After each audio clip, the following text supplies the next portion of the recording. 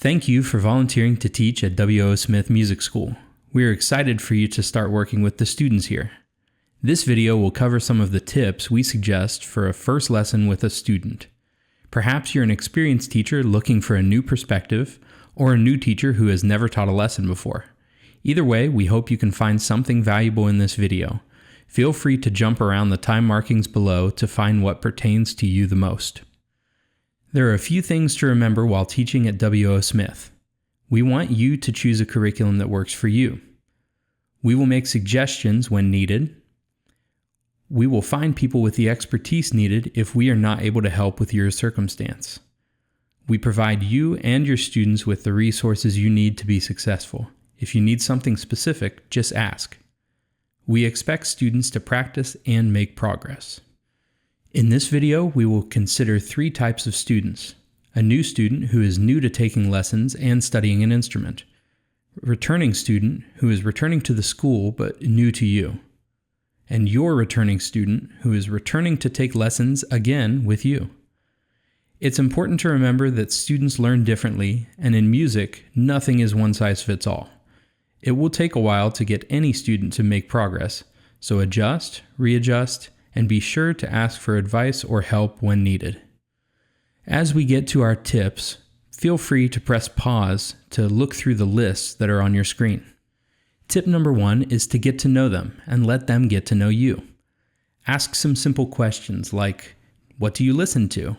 If they say they don't listen to anything, maybe ask some further questions, or you could assign them some listening for that first week as an assignment.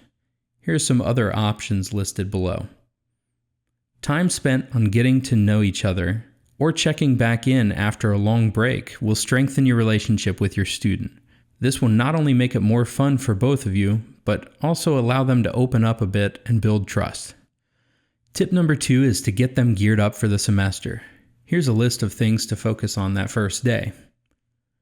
The better equipped they are, then the more empowered they will feel to practice and make progress. Knocking down hurdles for them at this point will leave it up to them whether or not they succeed, rather than their equipment situation. Tip number 3 is to come in with a plan, but remain flexible. Approach this first lesson from their perspective. How do they feel coming into that lesson? What do they already know? What might inspire them versus intimidate them? Think through the things that are crucial to early success. Consider what worked for you as a student and what didn't. And take a look at any materials they've previously covered.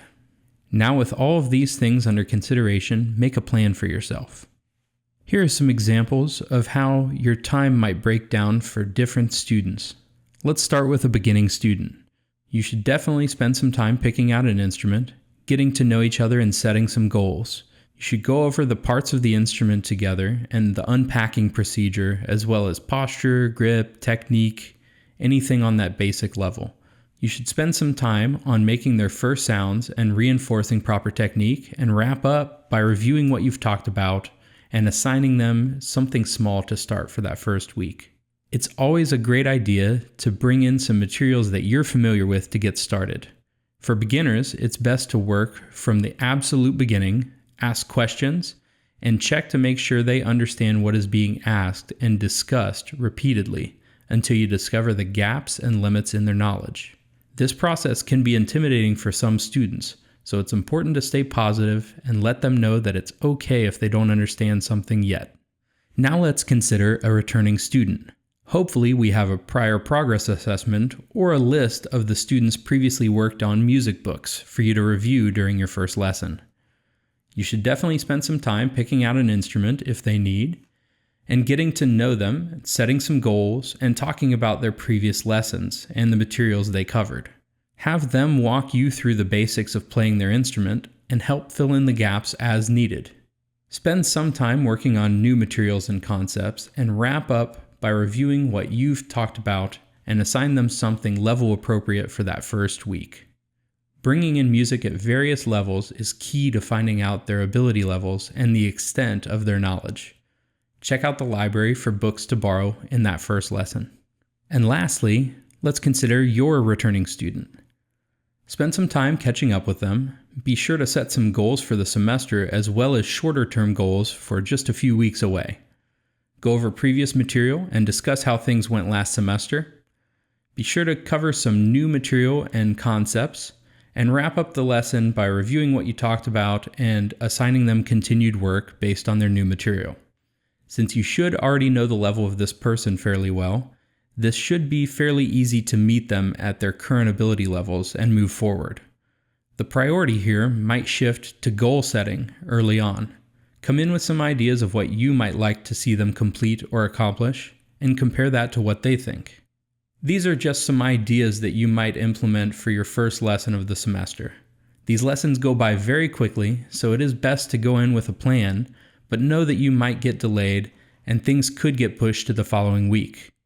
That is completely normal and should be expected. The goal is progress, and progress takes time and good preparation. Tip number 4 is to set short-term, mid-term, and long-term goals for your student. Setting goals should be the starting point for any music lesson. This can serve as a guide when things get off track, or if a student loses focus and needs some inspiration. Goals can be simple. They can be more complex. They can be defined or very vague. They can be short-term goals. They can be long-term goals. But when you're setting goals with your student, you should ask their opinion often. What are the big picture things they want to accomplish? What are they willing to put in time and effort into completing? What are the things they know that they need to improve on soon? If a student comes to a conclusion for themselves, they're much more likely to take ownership in the process and outcome. Your job then becomes guiding them to realistic expectations and helping them fill in the logical steps or bite-sized chunks to get from point A to point B. Be sure to check out the goal setting section of our practice journal. Tip number 5 is to create a practice routine with your student. Teach your student early on how to practice effectively. This will make progress possible much more quickly. Here's an example of a 30-minute practice outline. Here are some general practice tips for your student. Our practice journal is a great place to outline their practice routine and write down their assignments for the week. We hope some of these tips will be helpful to you and your student. Remember that the W.O. Smith staff is always happy to help if you need. Thank you for watching.